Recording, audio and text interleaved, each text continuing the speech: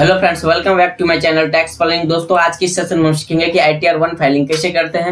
बहुत ही लंबे समय से इंतजार था ITR 1 के लिए और आखिरकार अभी ITR 1 लाइव हो चुका है। इस बार ITR थोड़ा सा डिले आया है क्योंकि पिछले जो असेसमेंट ईयर 1920 था उसका डेट को थोड़ा सा कोविड-19 कारण एक्सटेंड कर दिया गया था। इस कारण से थोड़ा इसमें डिले हुआ और आखिरकार अभी ये लाइव हो चुका है। दोस्तों, आप हमारे इस चैनल पे बने रहिएगा और इस चैनल को अभी तक आपने हमारी सब्सक्राइब नहीं किया तो तुरंत सब्सक्राइब कीजिए और वीडियो को लास्ट तक देखिए। इसमें आपको हर एक छोटी से बड़ी जानकारी हम आपको डिटेल में बताएंगे। वीडियो थोड़ा सा लेंथी हो सकता है, थोड़ा ज्यादा समय ले सकता है, लेकिन आपको इसमें ITR 1 से रिलेटेड किसी भी प्रकार का इसमें आपको डाउट नहीं रहेगा। तो चलिए हम स्टार्ट करते हैं। देखिए, सबसे पहले आपको करना है क्या है, आपको क्रोम ब्राउजर खोलना है। क्रोम ब्राउजर खोलने के बाद इनकम टैक्स इंडिया e-filing.gov.in ये वेबसाइट का नाम है। ये वेबसाइट का मैं लिंक डिस्क्रिप्शन में दे दूंगा। उसके बाद आप इस तरह का आपका कुछ इंटरफेस खुलेगा। इसके बाद फिर आपको यहाँ करना है कंटिन्यू टू होम पेज करना है। इसके बाद फिर आपको यहाँ पर करना है क्या है, अगर आप रजिस्टर नहीं है, फर्स्ट टाइम अपना ITR फाइलिंग कर रहे हैं तो आपको सबसे पहले रजिस्टर योरसेल्फ पर आपको यहाँ पर क्लिक करने के बाद यहाँ पर आपको रजिस्टर कर लेना। अगर आप रजिस्ट्रेशन नहीं किए हैं तो आप हमारे इसका दूसरा वीडियो है, आप हमारे दूसरा वीडियो देख लीजिए, वहां से आप रजिस्ट्रेशन कर लीजिए। तो यहाँ पर जो लोग, अगर आप एक बार जब रजिस्ट्रेशन कर लेंगे तो उसके बाद आपको यहाँ पर लॉगिन ऐड करना है। लॉगिन ऐड करने के बाद यहाँ पर आपको अपना यूजर ID और पासवर्ड इंटर करना है और यहाँ पर आपको कैप्चा कोड इंटर करना है। तो यहाँ पर चलिए मैं अपना यूजर ID और कैप्चा कोड इंटर कर लेता हूँ। देखिए, जैसे हम यहाँ पर अपना यूजर ID पासवर्ड यहाँ पर सब सारा कुछ डालने के बाद यहाँ पर हमारा ये ITR का इंटरफेस डैशबोर्ड हमारा खुल गया। अब यहाँ पर हमें करना है क्या, filing for income tax return और यहाँ पर व्यू रिटर्न। यहाँ पर दो चीज का हमें ऑप्शन है। तो आप यहाँ से जो filing of income tax return यहाँ पर भी क्लिक कर सकते हैं या फिर यहाँ पर ई फाइलिंग पर जाकर के इनकम टैक्स रिटर्न पर हम यहाँ पर क्लिक करते हैं। देखिए, आप दो मोड से कर सकते हैं income tax return filing. First mode आपके जैसे कि आप ऑनलाइन भी सबमिट कर सकते हैं, दूसरा आप HTML में से डाउनलोड करके भी इसे आप फिर वहां पर आप फॉर्मेट पूरा भर करके फिर इसको यहाँ पर आप एक बार अपलोड कर सकते हैं। तो अब अगर आप सुविधा देखोगे तो यहाँ पर ऑनलाइन में ज्यादा सुविधा रहता है, बिकॉज इसमें आपको जो है ना कुछ भी डेटा आपको जो भी आप इंटर करोगे सारा ऑटोमेटिक फिल हो जाता है। आपको डाउनलोड और अपलोड करने की इसमें झंझट नहीं रहता है। ये तुरंत ही जो है क्विकली यहाँ पर आप भरते जाओ और उसका सबमिट से कर दो तो यहाँ पर बहुत जल्दी ये प्रोसेस हो जाता है। तो इसमें थोड़ा सा प्रोसेस सिंपल होने के कारण ये थोड़ा सा अच्छा होता है। और यहाँ पर आपको करना है पैन नंबर आपका ऑटोमेटिक आ जाएगा। यहाँ पर आपको असेसमेंट ईयर 2021 को चॉइस करना है। ITR फॉर्म आपको अभी फॉर्म 1 ही अवेलेबल है तो यहाँ पर आपको फॉर्म 1 दिखाएगा। टाइप ऑफ फाइलिंग आपको किस तरह से करना, ओरिजिनल यहाँ पर ये हो जाएगा। उसके बाद आपको यहाँ पर प्रिपेयर एंड ऑनलाइन सबमिट। देखिए, अगर आप XML को डाउनलोड करके कर रहे हो तो यहाँ पर XML का भी फॉर्मेट आ जाएगा, लेकिन आप यहाँ प्रिपेयर करोगे और ऑनलाइन सबमिट करोगे तो यहाँ पर आपको ये चीज का ऑप्शन आएगा। फिर देखिए, यहाँ पर कुछ यहाँ पर आपको डिटेल बता रहा है यहाँ जो कि यहाँ पर ऑटोफिल आएगा। तो ये सब आपको पढ़ लेना है। उसके बाद आपको करना है यहाँ पर कंटिन्यू करना है। यहाँ पर आई एग्री पर आपको क्लिक करना है कंसेंट पर और फाइनली हमारा एक फॉर्म खुल जाएगा। तो देखिए, हमारे ITR का फॉर्म फाइनली खुल गया। आपको यहाँ पर थोड़ा सा आपको पढ़ना है, जनरल इंस्ट्रक्शन है। देखिए, सबसे पहले इसमें तो आप ये चीज देख लीजिए, अगर इस फॉर्म को अगर आप हिंदी में भरना चाहते हो, हिंदी में अगर आप देखना चाहते हो तो हिंदी में भी आप इसे देख सकते हो। दूसरा नंबर क्या है, वाइल यहाँ पर जो आपका इसमें आप अपना ये बता रहा है please do not click back button. यहाँ पर आप कभी भी बैक बटन का यूज नहीं करोगे, बैक स्पेस ऐसा कुछ भी बटन का आप यूज नहीं करोगे। जो भी अमाउंट डालोगे आपको इंडियन रुपीज में डालना है। जो भी यहाँ पर आपको डेट डालना है DDMM के फॉर्मेट में, ये फॉर्मेट में आपको डालना है। और यहाँ पर जो भी रहेगा ऑटोफिल या नॉन इनेबल, इस तरह से आपको सेव ड्राफ्ट बार बार आपको सेव ड्राफ्ट करते रहने का है। और ये सब चीज आपको थोड़ा सा इस पर आपको ध्यान देना है। और यहाँ पर आपको सेव ड्राफ्ट का जो ऑप्शन रहता है ये ऑप्शन को बार बार आपको यूज करना है। फिर दूसरे कैटेगरी में आ जाते हैं पार्ट A के जनरल इन्फॉर्मेशन में। तो देखिए, यहाँ पर हम जनरल इन्फॉर्मेशन में आते थे। यहाँ पर हमारा pan number, name and Aadhaar number, कुछ हमारा ये सब यहाँ पर ऑटो फील्ड आता है। और यहाँ पर जैसे कि आप अपना मोबाइल नंबर चेंज कर सकते हैं, आप अपना पैन नंबर और नेम ये दो चीज आप यहाँ पर चेंज नहीं कर सकते हैं।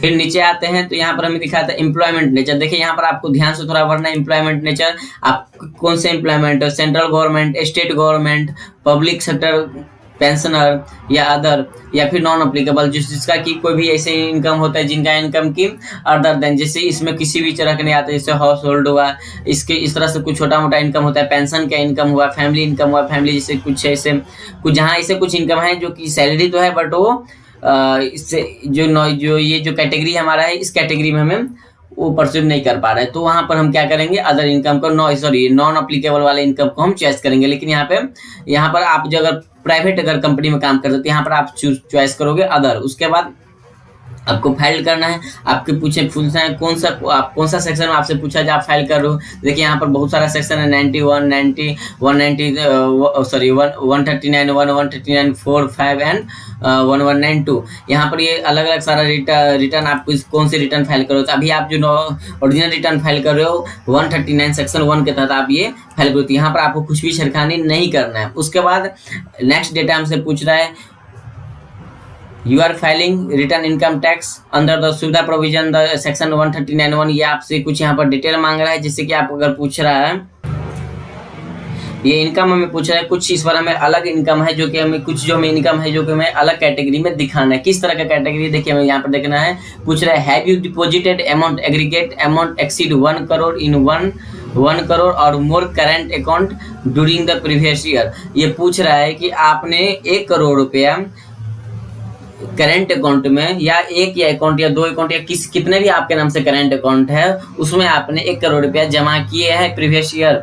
तो यहाँ पर अगर आपने किया है तो यहाँ पर आपको सेलेक्ट क्या करना है, यस करना है। अगर कुछ सेलेक्ट आपने नहीं किया है तो यहाँ पर आपको नो करना है। अगर जैसे आपने किया है तो यहाँ पर ऑटोमेटिक खुल जाएगा, यस किया है तो यहाँ पर आपको अमाउंट डालने के लिए खुल जाएगा। उसके बाद बता रहा है, have you incurred expenditure amount aggregate amount exceed 2 lakh rupees travel foreign current. अगर आपसे ये पूछ रहा है कि आपने योरसेल्फ यानी खुद के द्वारा या आपने कोई ट्रैवल में 2 लाख रुपए तक का आपको फॉरेन ट्रैवल के लिए आपने खर्चा किया है, अगर आपने किया है तो यस करिए और यहाँ पर आप अपना अमाउंट इंटर कर दिए। फिर यहाँ पर थर्ड पूछ रहा है, have you incurred expenditure amount aggregate amount exceed 1 lakh rupees consumption in electricity during the previous. आपने पूछ रहा है कि इस प्रीवियस साल यानी 90-20 में आपने कोई मतलब इस इलेक्ट्रिसिटी आपने पे किया है जो कि 1 लाख रुपीज या उससे एक्सीड कर रहा हो, अगर किया है तो यहाँ पर आप अमाउंट यहाँ पर करिए और यहाँ पर आपको यस क्लिक करके यहाँ पर करना है। जिस इस तीनों में से आपको जो अगर मान लीजिए अगर आपने 2 कोई अपने आपके ऊपर अप्लीकेबल नहीं तो आपको नो कर देना, अगर कोई एक पे है तो यस कर देना, अगर कोई सारा अप्लीकेबल नहीं है तो यहाँ पर आपको सिंपल सी नो रखना है। तो ये हमारे केस में अप्लीकेबल नहीं है। उसके बाद यहाँ पर आपको यहाँ पर नीचे भी कुछ आपको नहीं भरना है। तो देखिए यहाँ पर आगे हम computation of total income tax. देखिए ये आप ये जो कलम आपको ये कलम आपका सबसे मेन है और यहाँ पर आपको थोड़ा सा सबसे ध्यान से भरना है। देखिए जो आपका यहाँ पर भरना है सैलरी एज पर सेक्शन 17(1). अगर आपके पास अगर फॉर्म 16 है तो उसके तहत आपको जो सैलरी टोटल मिला है, यहाँ पर देखिए जो मैं आपको बता रहा हूँ ये आपको जो फॉर्म 16 जिनको मिला है उनके लिए भी और जिनको फॉर्म 16 नहीं मिलता है, जो नॉर्मल एम्प्लॉय है जिनका कि जो अपना जिनका कि 2.5 लाख या 3 लाख रुपए से कम इनकम है, जिनको टैक्स पेबल टैक्स लायबिलिटी नहीं है, उनको भी यहाँ पर थोड़ा मैं समझाने को कोशिश करूंगा कि दोनों लोग इसमें समझ जाए। तो यहाँ पर अगर आपके पास अगर सैलरी स्लिप नहीं है, आप एक नॉर्मल मतलब वर्क कर रहे हो और अपना आप ITR फाइल करना चाहते हो तो आप यहाँ पर किस तरह से भरेंगे। देखिए आपका जिस तरह से जितना भी टोटल सैलरी आता है और जो भी आपका वहाँ पे अदर तरह के बेनिफिट मिलते हैं सारा आपको ऐड कर लेना है और ऐड करने के बाद जो भी ग्रॉस सैलरी आपको निकले यहाँ पर आपको फिलअप कर लेना है। तो हमारे केस में यहाँ पर बन रहा है 7 लाख रुपए। उसके बाद पूछ रहा है वैल्यू ऑफ प्रोजेक्ट। देखिए यहाँ पर जो हमें सैलरी होता है 72 में, यहाँ पर जो नॉन मॉनेटरी बेनिफिट यानी अगर जो एम्प्लॉय जो हमें देता है रहता तो हमें बेनिफिट में मिलता है लेकिन वो हमें कैश के रूप में नहीं मिलता है। तो वो अगर वैल्यू जैसे कि हमें कार दे रहा है यूज करने के लिए, हमें AC दे रहा है, होम दे रहा है, अगर ऐसा कुछ हमें यूज करने के लिए दे रहा है तो यहाँ पर हमें उसका वैल्यू यहाँ पर डालना है। तो इसके हमारे केस में यहाँ पर नहीं है तो यहाँ पर हम इसको छोड़ देंगे, ना कर देंगे। उसके बाद यहाँ पर देखिए less allowances to exempted under section 10। देखिए यहाँ पर ये जो हमारा सेक्शन है यहाँ पर में बहुत ही रिलेवेंट है और यहीं पर बहुत सारा आदमी को जो भी एग्जाम्पशन मिलने वाला रहता है, नॉर्मल एक एम्प्लॉय को यहाँ से एग्जाम्पशन मिलता है। देखिए सबसे पहले यहाँ पर आपको लीव ट्रैवल कंसेशन, अगर आपने कोई ट्रैवल में कंसेशन में आपका अगर कुछ आपको वहाँ पर किया है, वहाँ पर आपको अगर कुछ कंसेशन मिला है तो आपको यहाँ पर एग्जाम्प्टेड कर देना है। उसके बाद अंडर सेक्शन 10(6) में आपको पूछ रहा है कि सेकेंड है रेमुनरेशन रिसीव्ड की है आपने अंदर सेक्शन 10(7) में आप अलाउंसेस प्रोसिक्यूटिव पेड और अलॉट हो रहा है। उसके बाद आपको डेट कम रिटायरमेंट ग्रेजुएटी रिसीव कर रहे हैं आप, यहाँ पर computed value of pension receive कर रहे हैं। और ये सब एक जो नॉर्मल एम्प्लॉयर है तो उनके ये सब चीज अप्लीकेबल नहीं होता है। अप्लीकेबल देखिए सबसे पहले आपको अप्लीकेबल इसमें जो नॉर्मल एक एम्प्लॉयर रहता है उनको अप्लीकेबल होगा एचआरए, जो कि अंदर 10-13 है। देखिए यहाँ पर जो हमारा अलाउंसेस है allowances to meet expenditure incurred on house rent, ये जो एचआरए आपको जो मिला है वो यहाँ पर आप डाल दोगे। उसके बाद यहाँ पर और दूसरा अगर आपको किसी भी तरह के अगर एग्जाम्पशन मिला है और वो अगर इसके अंदर में आपको नहीं दिखा रहा है तो एनी अदर करके यहाँ पर आप डाल सकते हो। जिससे कि यहाँ पर आपको मिलता है hostel allowances, children education allowances, तो आप यहाँ पर इसमें ये अंडर सेक्शन 10-14(1) के तहत में ये सब आता है। अंडर सेक्शन 10-14 में आता है। तो अगर यहाँ पर ये नहीं दिखाई दे रहा है 10-14 तो यहाँ पर आपको करना है एनी अदर में जाने के बाद आपको यहाँ पर अगर हॉस्टल अलाउंसेस, एजुकेशन अलाउंसेस, जिस तरह के भी मिला है आपको यहाँ पर ये चीज आप इंटर कर देना है। तो यहाँ पर देखिए हमें सिर्फ एक ही अलाउंसेस मिला है, वो अलाउंसेस है एचआरए का अलाउंसेस हमें मिला है 60,000। ओके, देखिए यहाँ पर आप थोड़ा सा आपको ध्यान देना होगा कि आपको जो अलाउंसेस मिला है और ये इनकम टैक्स कितना आपको एग्जम्प्टेड रहता है। यहाँ पर ये दोनों चीज का कैलकुलेशन अलग अलग होता है और ये कैलकुलेशन आपको लगाना पड़ेगा। इस कैलकुलेशन को लगाने के लिए थोड़ा सा आपको थोड़ा प्रोफेशनल नॉलेज होना चाहिए। वैसे आप इसको जो आपको मिला है अगर आप दोनों अगर वैसे ही डाल देते तो यहाँ पर आपके रॉन्ग हो जाएगा और ये आपकी इनकम टैक्स के तहत से आपको नोटिस आ सकता है। तो अगर आप वो नहीं जानते तो मेरा वीडियो है एचआरए कैलकुलेशन का और अदर जैसे जो भी आपके पास ये एग्जम्प्टेड मिलता है अंडर सेक्शन 10 सीसी पे 10-10 बी पे ये सारा चीज का मेरा वीडियो अवेलेबल है। तो आप वो वीडियो जाके भी देख सकते हो। तो अभी इसमें हमारा एक 10 में मिला है और दूसरा हमें एक हमें मिला है एनी अदर में।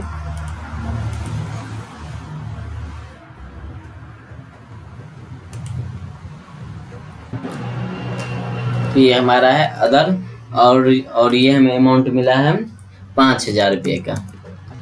तो देखिए यहाँ पर हमें अलाउंसेस भी डाल दी। उसके बाद हमारे यहाँ पर आता है नेट सैलरी ऑटोमेटिक, ये हमारा कैलकुलेटर आ जाता है। यही हमारा ऑनलाइन का फायदा है प्रिपेयर ऑनलाइन सबमिट करने के लिए। उसके बाद हमारे पास यहाँ पर स्टैंडर्ड ये हमारे डिडक्शन जो हमें मिलता है इस चैप्टर में, हमें वो भी डिडक्शन 50,000 का हमें डिडक्शन मिला, ये भी हमारा आगे। उसके बाद हमें स्टैंडर्ड डिडक्शन जो कि हमारा 15,000 के हिसाब में है, स्टैंडर्ड डिडक्शन भी हमें 15,000 मिलेगा। उसके बाद हमारे पास है इंटरटेनमेंट अलाउंसेस, जो कि entertainment allowances only on government employ के। तो देखिए हमारा टैब पहले से ही हाइड है, यहाँ पर हम कुछ भी अमाउंट डाल नहीं सकते।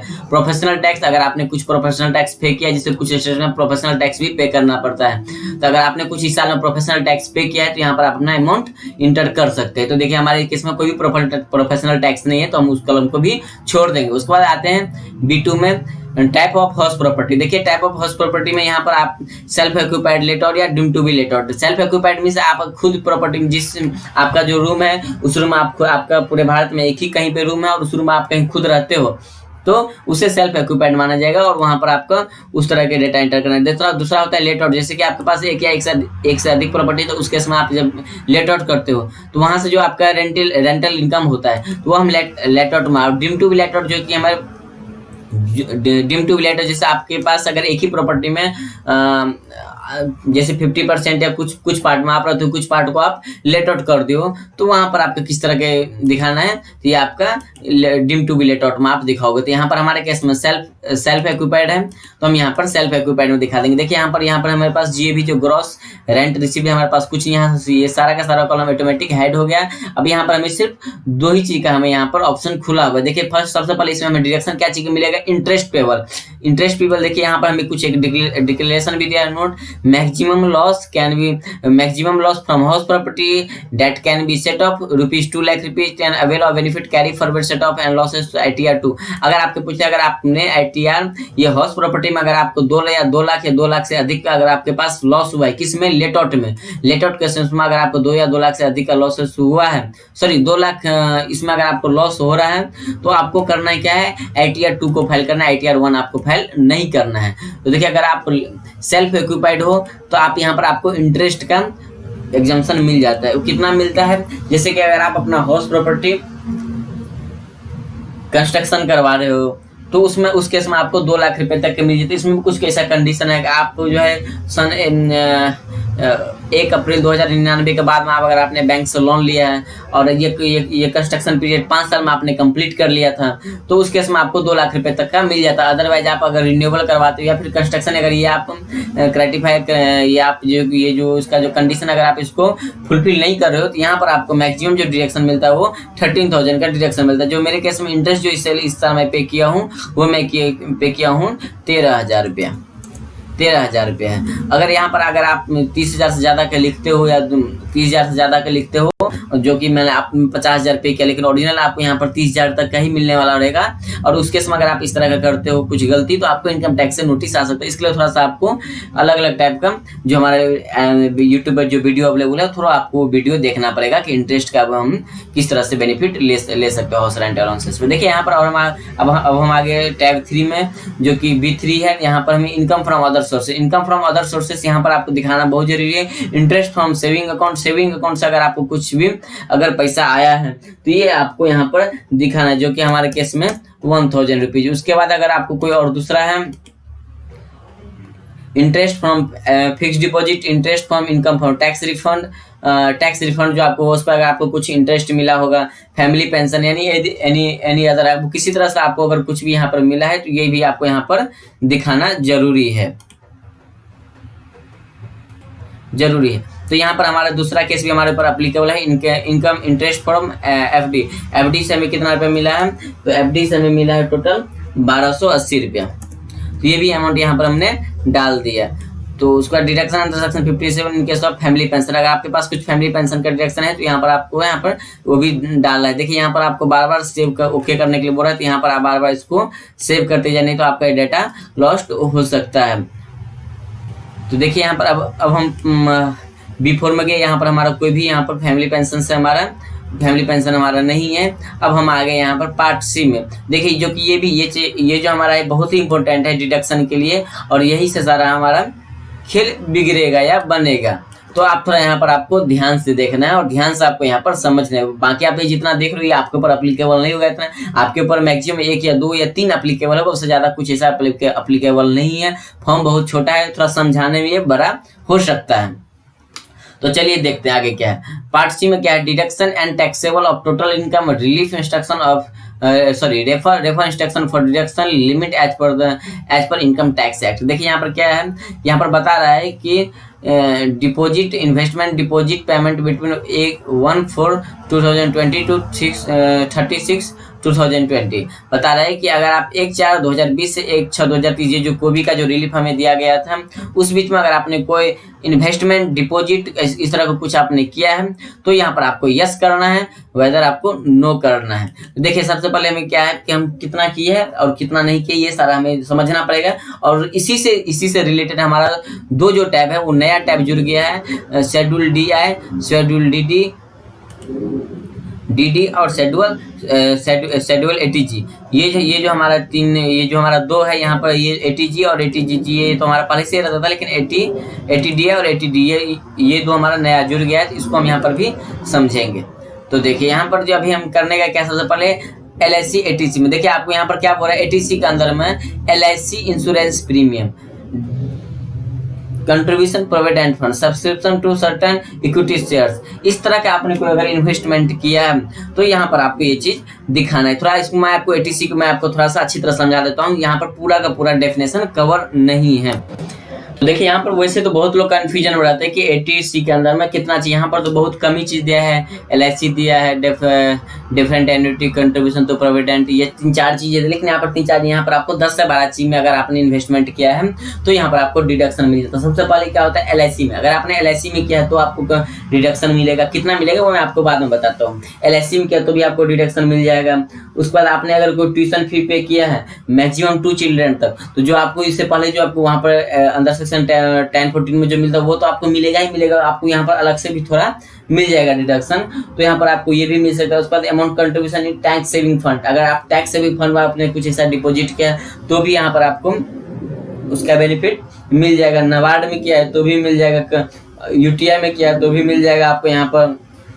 नेशनल सेविंग सर्टिफिकेट में आपने कुछ ऐसे किया है तो वह भी आपको वहाँ पर मिल जाएगा। उसके बाद आप यहाँ पर देखिए सबसे यहाँ पर मेजर क्या है, provident fund, SPF, PPF, RPF, अगर इस तीनों में आपने अगर किया है तो आपको यहाँ पर ये जो आपने कंट्रीब्यूशन किया यहाँ पर ये आपको मिल जाएगा, जो कि आदमी इस तरह के यहाँ पर डिडक्शन लेने भूल जाते हैं। यहाँ पर सिर्फ समझते हुए एलआईसी में जो डिपॉजिट किया वही है, लेकिन नहीं, आपने जो पेंशन प्रोविडेंट फंड में जो आपने जो डिपॉजिट किया वो अमाउंट आपको यहाँ पर सारा का सारा यहाँ पर आपको एग्जम्प्टेड हो जाएगा। उसके बाद यहाँ पर स्टैंप ड्यूटी पेड, आपने अगर इस तरह का कुछ किया है इमोवेबल प्रॉपर्टी पे तो वो भी आपको यहाँ पर डिडक्शन मिल जाएगा। उसके बाद आपको कुछ और ऐसे कुछ इन्वेस्टमेंट है जिसपे कि आपको यहाँ पर डिडक्शन मिल सकता है। और ये डिडक्शन की उसके बाद देखिए थोड़ा सा और हम आगे देखते हैं, payment in respect of pension fund under section 80C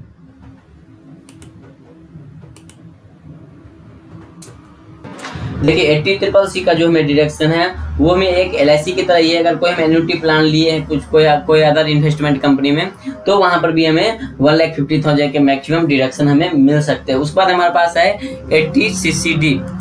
देखिए सबसे पहले इसे हम कर लेते हैं सेव ड्राफ्ट, नहीं तो हमारा हो जाएगा डेटा लॉस्ट।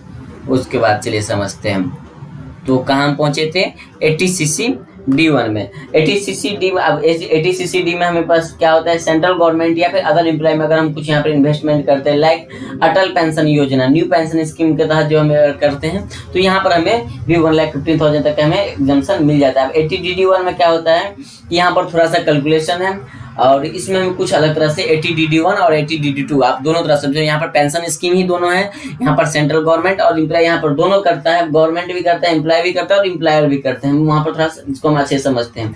जैसे कि अगर हमारा 80DD1 है तो यहाँ पर हमें 10% ऑफ सैलरी, अगर हम खुद मतलब हम ज़्यादा से ज़्यादा कितना में एग्जाम्पशन मिल सकता है, हमारा जो सैलरी उसका 10% तक। अब इसको हम कैलकुलेशन समझाएंगे तो ये थोड़ा लेंदी वीडियो हो जाएगा, बहुत ज़्यादा लेंदी, तो यहाँ पर आप ज़्यादा समझ नहीं सकते। अगर आपको समझना है तो आप अब हमारे यूट्यूब पर वीडियो है अंदर सेक्शन 10 80CCD, आप ये वीडियो हमारे जाकर के देख सकते हैं। यहाँ पर आप अच्छी तरह से समझ जाओगे। तो ये भी हमें मैक्सिमम 1,15,000 तक हमें डिडक्शन मिल जाएगा।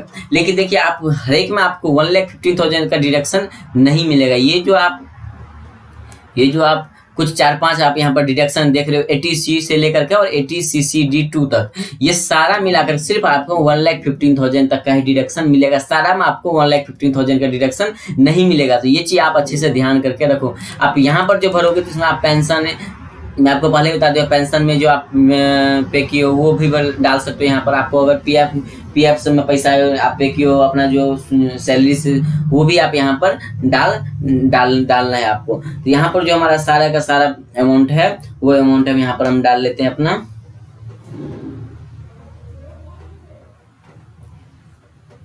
1,00,000 रुपया है। 1,00,000 रुपया है तो देखिए हमारा 1,00,000 रुपया पूरा ले लिया। उसके बाद एग्जम्प्टेड मिल गया। यहाँ पर देखिए, यहाँ पर ऊपर से नीचे में थोड़ा सा आपको ये समझना, ऊपर में जो है आपको कुछ कैलकुलेटेड करके डालना है। यहाँ पर आप अगर बिना कैलकुलेटेड भी डालोगे तो यहाँ पर आपका ये बता देगा कि कितना आपको नेट एग्जम्प्टेड मिलेगा। उसके बाद हमारे पास जो है ये 80CCD में हमें 15,000 रुपया का डिडक्शन मिलेगा। तो यहाँ पर हम 15,000 का डाल देंगे, 15,000 का। ओके, उसके बाद यहाँ पर एक हमारा और डिडक्शन है अंडर सेक्शन डी में। तो देखिए ये हमें अंडर सेक्शन डी का जो हमें हमारे यहाँ पर जो हमें डिडक्शन मिलने वाला है ये थोड़ा सा लेंदी रहेगा। इसको आप थोड़ा सा अच्छे से आपको समझना है और इसी कारण से आपको यहाँ पर ऊपर सेलेक्ट का यस नो का जो बटन दिया गया है इसी के कारण से आपको दिया गया है। ये इस डिडक्शन को आप थोड़ा अच्छे से समझें। और देखिए इसके लिए हमें एक यहाँ पर हमें नया टैब भी दिया गया अंडर सेक्शन डी 80D। अब देखिए आपको समझना क्या है। देखिए अगर आपने कोई ऐसा इन्वेस्टमेंट किया है, कौन सा इन्वेस्टमेंट, जैसे किसी भी तरह से आपने एक्सपेंडिचर इन्वेस्टमेंट किया है जो कि हमें 1/4/2020 से 1/30/6/2020 के बीच में भी है, तो यहाँ पर अगर आपने किया है तो आपको कर देना है यस, वेदर नहीं तो नो कर देना है, नो कर देना है। तो एक बार हम यस और नो दोनों लेकर के मैं आपको एक बार समझा देता हूँ। जैसे कि अगर हम यहाँ पर यस करते हैं तो यहाँ पर हमें ये वाला टैब 80D का टैब ऑटोमेटिक ओपन हो जाएगा। तो देखिए यहाँ पर हमें जो डिडक्शन मिलेगा, किस तरह का डिडक्शन मिलेगा। यदि आप मेडिकल इंश्योरेंस प्रीमियम करवाते हैं अदर देन कैश, यानी कैश में नहीं होना चाहिए, तो आपको यहाँ पर डिडक्शन मिल जाएगा। सेंट्रल गवर्नमेंट हेल्थ स्कीम अगर आपको रजिस्टर होता है तो वहां पर आपको जो कुछ खर्चा होता है वो आप यहाँ पर डिडक्शन मिल जाएगा। ये एक्सपेंडिचर बेस्ड डिडक्शन है, ये पहले बात आप समझ लीजिए। यहाँ पर अगर आप प्रिवेंटिव हेल्थ चेकअप करवाते हैं तो इस केस में आपको मैक्सिमम 5,000 रुपये तक का डिडक्शन मिल सकता है।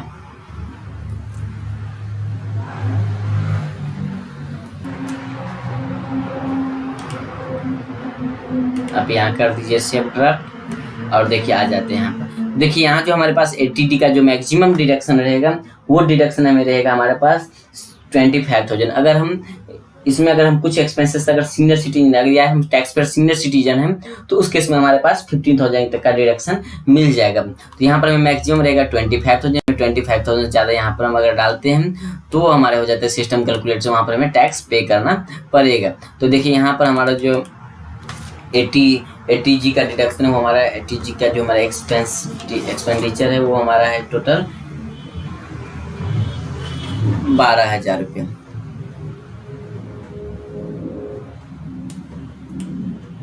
ATD में हमारा टोटल है 12,000 रुपये।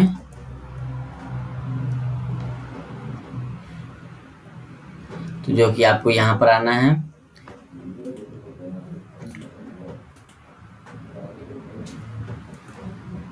तो देखिए आप जैसे आएंगे 80D में यहाँ से पूछ रहा है whether you have any family member excluding parent in a senior citizen. पूछा है जो आप टैक्स पेयर हैं इनमें से कोई आपके फैमिली मेंबर में ये मतलब सीनियर सिटीजन तो नहीं है आपके पेरेंट्स को छोड़ करके। अगर नहीं है तो आप नो चॉइस करोगे, अगर है तो यहाँ पर आप यस चॉइस करना है।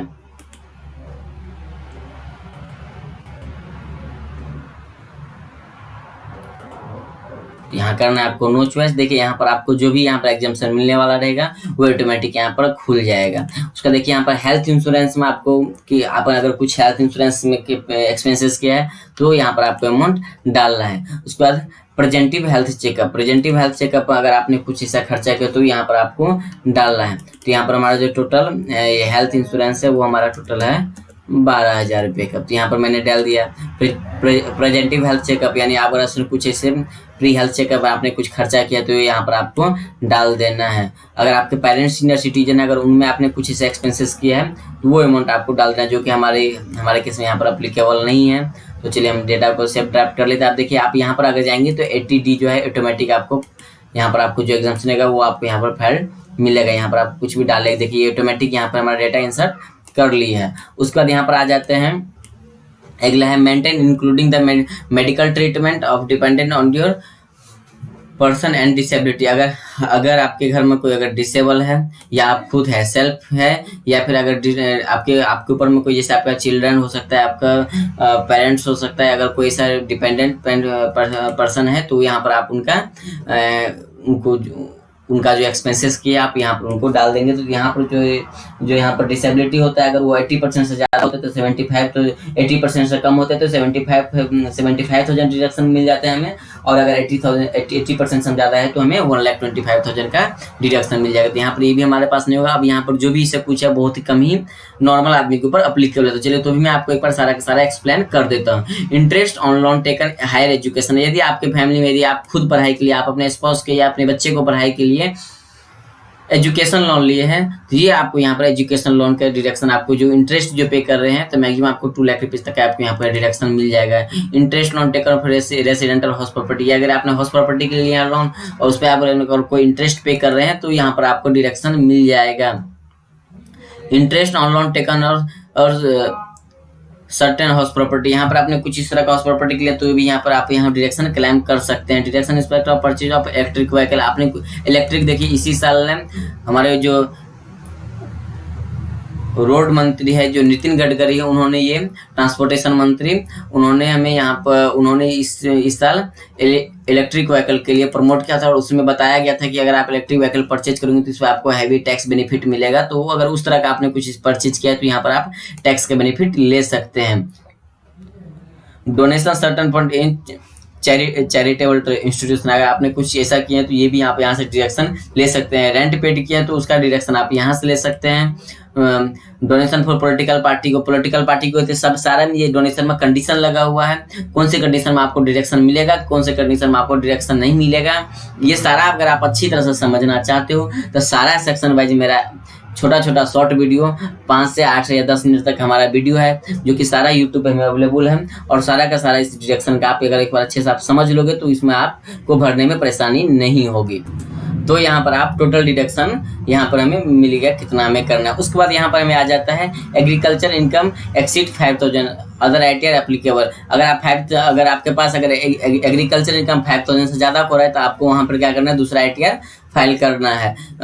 ये ITR आपके ऊपर अप्लीकेबल नहीं रहेगा। तो देखिए यहाँ पर हम अगर हमारे पास जो एग्रीकल्चर इनकम, जैसे कि आप स्कॉलरशिप अगर आप प्राप्त कर रहे हो, परमवीर चक्र, महावीर चक्र, इस तरह से आप कुछ से प्राप्त आपको इस तरह से कुछ मिला है, स्टेचुटरी प्रोविडेंट फंड, इस तरह से आपको कुछ मिला है, तो यहाँ पर ये सब चीज़ आप ये डाल सकते हो। तो देखिए हमारे केस में कुछ भी नहीं है तो हम इसे छोड़ देंगे। उसके बाद देखिए यहाँ पर हमारे पास आ गया टैक्स पेबल। यहाँ पर हमारे पास ऑटोमेटिक कैलकुलेटर आ गया, tax payable on total income, ये हमारा हो गया। हमें यहाँ से रिवेट मिल गया अंदर सेक्शन 87 से। और यहाँ पे हमें एजुकेशन से सब हमें कुछ नहीं लगा, तो हमें जो भी यहाँ पर टैक्स पे भरेगा यहाँ पर हमें नीचे में आ जाएगा। चलिए अब यहाँ पर हम चलते हैं टैक्स डिटेल में। टैक्स डिटेल में देखिए यहाँ पर आपको फॉर्म 16 जो इशू हुआ रहेगा उसमें आपको जो भी यहाँ पर टैक्स डिडक्शन का जो आपको यहाँ पर दिया हो, टैक्स डिडक्शन का जो रहेगा आपको यहाँ पर सारा का सारा डिटेल फिलअप करना है। जैसे अकाउंट नंबर, टैन नंबर यहाँ करना है, नेम ऑफ डिडक्टर, ये सब, और income chargeable under section salary, कौन सी सैलरी से आपको ये चार्ज किया गया, कितना रुपये का अमाउंट किया गया है, ये आपको यहाँ पर इंटर करना है। TDS 2 में करना है आपको, अदर देन सैलरी वाले को करना है, जो फॉर्म इशू हुआ है उनको यहाँ पर ये करना है। तो ये हमारा टोटल डिडक्शन का है और यहाँ पर ये ऑटोमेटिक फिल आएगा। अगर नहीं आता है तो आपको यहाँ पर फिल करना है। उसके बाद देखिए यहाँ पर आपको अच्छे से समझना है कि टोटल एडवांस टैक्स पेड, आपने अगर कुछ एडवांस टैक्सेस पेड किया है तो यहाँ पर आपको डाल देना है। TDS क्लेम, अगर आप कुछ इस पर TDS क्लेम अगर मिलने वाला तो यहाँ पर आपको, जैसे आप यहाँ पर टैक्स डिटेल का फिलअप करेंगे तो यहाँ पर ये इंटर ऑटोमेटिक फिलअप हो जाएगा। और अगर यहाँ पर अगर कुछ पेबल अमाउंट बढ़ रहा है तो यहाँ पर आपको टैक्स पे का ऑप्शन आएगा, यहाँ पर से आपको टैक्स पे कर देना। अगर आप नहीं करते हैं पे तो फिर आपको यहाँ पर बाद में नोटिस आ जाएगा और प्रॉब्लम हो। जैसे आप यहाँ पर अगर टैक्स पे कर देंगे तो यहाँ पे देखिए टैक्स डिटेल में जाएंगे और जानना है आपको सबसे नीचे में डिटेल ऑफ एडवांस टैक्स पे एंड सेल्फ असेसमेंट टैक्स। जैसे आप पे करोगे वहाँ पर उसके बाद यहाँ पर आपको BSR कोड जनरेट होगा, ये आपको डालना है। डेट ऑफ डिपॉजिट, जिस दिन आप डिपॉजिट करोगे डेट आप डालना है, सीरियल नंबर चलान डालना है, टैक्स पेड जितना रुपये का आपने टैक्स पे, ये सारा का सारा आपको टैक्स रिसीव जो मिलेगा पे करने के बाद तो वहाँ पर आपको सारा डिटेल मिल जाएगा। तो आपको यहाँ पर ये सारा का सारा डिटेल यहाँ पर आपको फिलअप कर देना है यहाँ से पे करने के बाद। उसके बाद यहाँ पर आपको बैंक अकाउंट यहाँ पर फिलअप करना है, जो कि ये ऑटोमेटिक फील्ड आ जाएगा जिस अकाउंट में आपको रिफंड आना है। उसके बाद यहाँ पर नाम आ जाएगा, जिनका अपना ITR उनका नाम, ये सब सारा डिटेल यहाँ पर आ जाएगा। उसका देखिए यहाँ पर शेड्यूल DI में अगर हम देखते हैं तो यहाँ पर हमें पूछ रहा है, देखिए वहाँ पर ATC में जो अगर हम पूछे वहाँ पर में था जो 1 लाख रुपये जो आपने इस साल जो आपने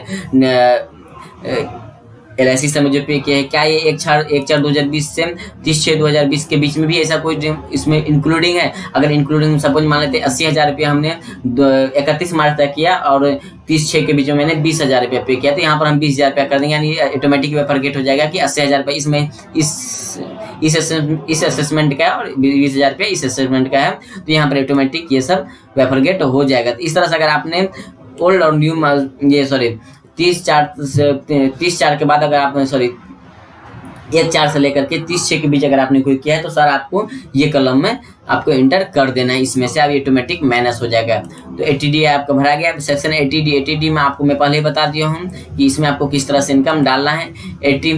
सेक्शन ATG में अगर आपने कुछ डोनेशन किया है या कुछ आपने इसे रिसर्च में आपने कुछ खर्चा किया है तो यहाँ पर डिडक्शन ले सकते हो। Donation entitle of 100% deduction without qualified limit. अगर आपने इसे कुछ किसी तरह का डोनेशन किया है तो यहाँ पर आपको डोनी का नाम, एड्रेस और उनका पिन नंबर, पैन नंबर ये सब डालने के बाद आपको यहाँ पर डोनेशन मिल जाएगा। डोनेशन का जो आपको एग्जाम्पशन लेना वो आपको यहाँ पर मिल जाएगा। उसके बाद यहाँ पर आ जाता है शेड्यूल 18 जी। यहाँ पर आप अगर आपने कुछ चीज़ ऐसा इन्वेस्टमेंट वैसे अपने कुछ रिसर्च में, टेक्नोलॉजी में आपने अगर कुछ खर्चा किया है तो जैसे कि अप्रूव्ड, जैसे यहाँ पर रहता है यूनिवर्सिटी कॉलेज में, गवर्नमेंट यूनिवर्सिटी कॉलेज में हुआ, उसके बाद कुछ जैसे रूरल डेवलपमेंट में, लोकल अथॉरिटी में, इस तरह का आपने कुछ अगर किया है खर्चा तो यहाँ पर आप इस तरह का आप अपना डिडक्शन क्लेम करने के लिए भी यहाँ पर आप अपना डिटेल सारा डाल सकते हो। जैसे आप डालोगे तो यहाँ पर सारा का सारा आपका हो जाएगा। सेव एंड ड्राफ्ट आपको करते रहना है और यहाँ पर आपको कर देना है प्रीव्यू एंड सबमिट। यदि आपको इसी बैंक अकाउंट में अपना रिफंड पर चाहते हैं तो यहाँ पर आपको यस क्लिक कर देना है। और यहाँ पर आपको करना है कि यहाँ पर आपको डिक्लेरेशन करना है। डिक्लेरेशन में आप कौन आपका सेल्फ भर रहा है, रिप्रेजेंटेटिव भर रहा है, वही आपको डालना है। और उसके बाद आपको यहाँ पर अपना प्लेस चुनना है, कहाँ से आप भर रहे हैं। और यहाँ पर ऑटोमेटिक आपका ये सब सारा डेटा आ जाएगा। उसके बाद आपको करना है, आप ई वेरीफाई कर सकते हो, जो कि आपको भेजना पड़ेगा। उसके बाद आपको ई वेरीफाई आपको 120 डेज के अंदर अंदर यहाँ पर जो आप ITR जब फाइल कर लोगे फाइनली, तो वहाँ पर आपको एक एड्रेस आएगा बेंगलुरु का, वहाँ पर आपको ये चीज़ भेजना रहेगा। और अगर आप ऑनलाइन करना चाहते हो तो इस पर आपको क्लिक कर देना है। तो उसके बाद हम यहाँ पर चेक करते हैं 120 डेज के अंदर बाय पोस्टल हम सेंड करके भी भेज देंगे। बाद में आपको दिखाता हूँ वेरीफाई कैसे करना है। सेव ड्राफ्ट करते जाना है आपको और यहाँ पर प्रीव्यू एंड सबमिट कर देना है। देखिए यहाँ पर प्रीव्यू एंड सबमिट करते हैं। प्रीव्यू सबमिट तो यहाँ पर हमें ऐसा नहीं कि हमारा डेटा पूरा फिलअप गया, हमें एक बार पूरा चेकिंग करने के लिए मिलता है। चेकिंग करने के बाद हम जिससे यहाँ पर प्रीव्यू एंड सबमिट करते थे, यहाँ पर हमें हमसे पूछ रहा है कि आप बाद में इसे एडिटेबल नहीं कर सकते हो। अगर हम इसे एग्री करते हैं तो यहाँ पर हमें एक बार पूरा हम यहाँ पर चेक कर लेते हैं। चेक कर लेने के बाद फिर हम यहाँ पर करेंगे सबमिट। और जैसे इसे हम सबमिट कर देंगे कि हमारा जो है ITR सक्सेसफुल अपलोड हो जाएगा, ये हमारा एक एक्नॉलेजमेंट नंबर जनरेट हो जाएगा। तो इस तरह से हम अपना ITR 1 पूरा का पूरा फिलअप कर सकते हैं। आई होप आपको ये अच्छी तरह से समझ में आया होगा। अगर आप अभी इसमें आप वेरीफाई के लिए सोच रहे हैं कि हम इसे वेरीफाई किस तरह से करें, तो देखिए आपको यहाँ पर डैशबोर्ड पर जाना है, व्यू रिटर्न फाइल में जाना है। व्यू रिटर्न फाइल में आप जैसे ही जाओगे तो यहाँ पर आएगा आपको इनकम टैक्स रिटर्न। और यहाँ पर इनकम टैक्स रिटर्न भरने के बाद आपको जो आपने ITR फाइल किया है, यहाँ पर सारा ITR फाइल का डिटेल आ जाएगा। और जो भी पेंडिंग में होगा वहाँ पर आपको ये पेंडिंग लिस्ट में दिखाएगा। आपको जो क्लिक करना है, click for view return filing E verification pending में जो पड़ा है आपका, इस पे जैसे आप क्लिक करते हो तो यहाँ से आप अपना ई वेरीफाई भी कर सकते हो और इसे आप सबमिट भी कर सकते हो। तो आई होप इसे आप अच्छी तरह से समझ भी होंगे। किसी भी तरह का आपको प्रॉब्लम है तो आप हमें कमेंट करिए, हम आपके सारा कमेंट का जवाब दे दूंगा कमेंट सेक्शन में ही। और अगर आपको ये वीडियो पसंद आया हो तो लाइक करिए, हमारे चैनल को सब्सक्राइब कीजिए और शेयर करिए अपने फ्रेंड के साथ। और जल्द ही हम अपने इस ITR से रिलेटेड ITR 2, 3, 4 जो कि बिजनेसमैन सब के लिए है, सारा का सारा ITR हम इस पर अभी तुरंत ही इसमें हम अपलोड कर, जैसे ही आता है हम अपलोड कर देंगे। तो आज के लिए इतना ही। आई होप आपको पसंद आया हो। Thank you, take care.